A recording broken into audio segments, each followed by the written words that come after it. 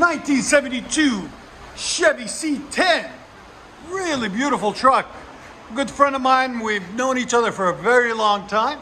Brought it by, we hooked him up like we always do. So what we got done on it for him, so he just had a motor put in a factory, GM crate motor 350.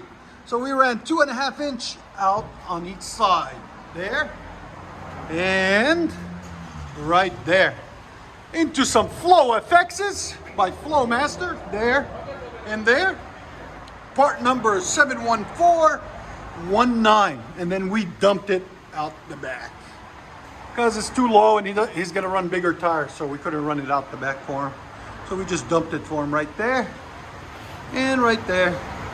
Came out really nice, really clean. As you guys can see, you want it to flow, so you make sure any time somebody does exhaust for you guys, make sure it flows all the way throughout.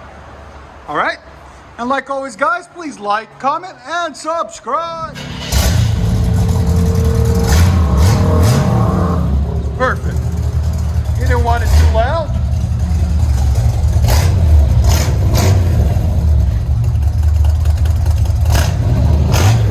Got some nice set of wheels on it.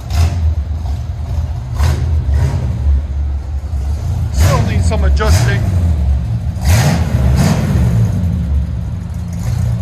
1972 long bed. Give a guess again. That's perfect. Right at 103. Got a nice deep idle to it too. Go ahead and back it up. Is the motor built at all or no? RV cam. RV cam. Because it has the idles different a little bit.